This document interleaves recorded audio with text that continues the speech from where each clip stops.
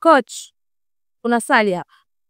Niko kwenye mahusiano na kijana, ananipenda, ananijali, ananifanyia kila kitu ambacho kweli nikisema kwamba niko kwenye mahusiano najisikia, lakini huyu kijana ana changamoto moja.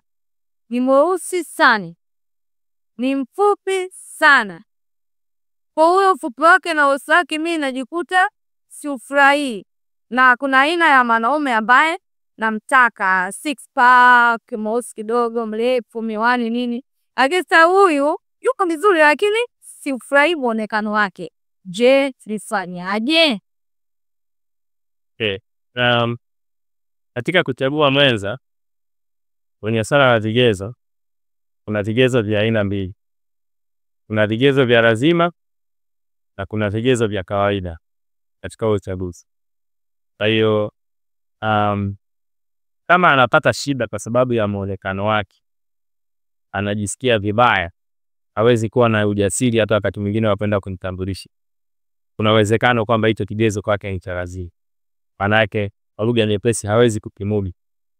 Ni sawa na ukaenda dukani, pengine kuna kitu umekipenda lakini hauna fedha ya kuweza kukinunulia. Naweza nikahesabu katika namna hii. Hauna fedha ya kuweza kukinunua hicho kitu. Fedha inakaa kama namna ambavyo anashindwa kumudu udhaifu wa mwenza wake. Maana yake upendo umeshindwa kukawa udhaifu au huo weusi au nini wewe sema ufupi, si ndio? Ufupi. Kwa kama hawezi kukava upendo wake, hawezi kukava huo weusi na huo ufupi, basi na yuko mahali sahihi. Lakini anapenda, anajali na kutokana na anaweza angalia weusi. Kutokana na nature ya sasa hivi, yani wanaume ile bidhaa adimu short.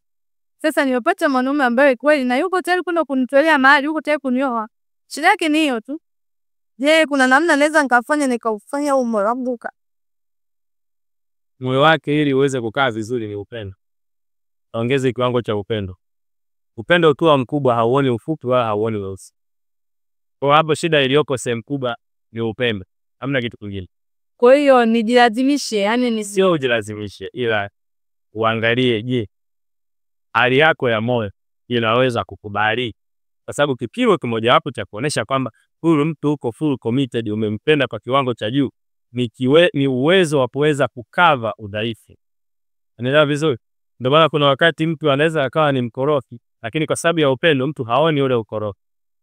Mtu anaweza akawa ni mweusi, lakini kwa sababu ya upendo mtu haoni ule mweusi. Upendo ndio tiba ya udhaifu. Kwa kama hiyo tiba ya upendo haipo, maana yake huyo mtu bado hajafikia kiwango cha kupenda ambacho kinaweza kikamfanya aweze kuishi na huyo mtu. Lakini nampenda. Sasa kama unampenda, kwa nini unaona weusi? Kwa nini unaona ufupi? Sababu nina macho coach demani. Kwa kama na upendo ndio sina macho. Macho yako ya moyo yanatakiwa kuona zaidi ya macho yako ya nyama, na ndiyo maana ya upendo. Hauwezi ukasema kwamba unakipenda kitu at the same time unashindwa kuwa nacho kwa sababu tu ya udhaifu fulani. Kwanza upendo haupo kwenye vitu vizuri. Wanapenda kusema mara nyingi. Upendo haupo kwenye vitu vizuri. Upendo upo katika kujitoa katika vitu visivyotakiwa. Wapo coach, kwa hiyo kwa sababu upendo hautakiwi, kwa hiyo natakuwa nijilazimishe kumpenda. Hayo natakuwa nimwache. Hayo natakuwa nifanyaje? Natakiwa uchague. Swala sio kulazimisha kupenda, swala sio kumwacha. Swala ni wewe ndani unajisikiaje. Na ni jambo ambalo linakuja automatic ndani. Mimi sijisi comfortable. Ondoka. Lakini pia ni mwanaume mwema na mwacha hivi hivi sio mchezo. Kina vyote kama baba siku zote huwa anasema. Kwa kama hicho kigezo kwako ni kigezo muhimu sana, ni kigezo cha lazima, baki. Kama unahisi kwamba hicho kigezo upendo unaweza ukakava kwamba sio kitu cha lazima sana kwenye maisha yako, baki naye. Kazi kwako. Hauwezi ukakimbia kuchagua kwenye maisha. Hauwezi ukakimbia kuchagua, hauwezi ukakimbia kufanya maamuzi. Lakini ndio kitu ambacho kinawapa watu wengi shida. Na ni lazima kujua hauwezi ukapata vitu vyote kama vilivyo. Ujaomba wewe watu. Kama sasa baada kusema kwamba ni mfupi sijui ni mweusi, huyo mtu ulikuwa umuoni tangu mwanzo kwamba ni mweusi au mfupi. Unatakiwa ijue tangu mwanzoni. Then hiyo blind kupeleke mpaka mwisho, uendelee kuwa blind, usione weusi wala usione huo ufupi. Endelea kuwa blind.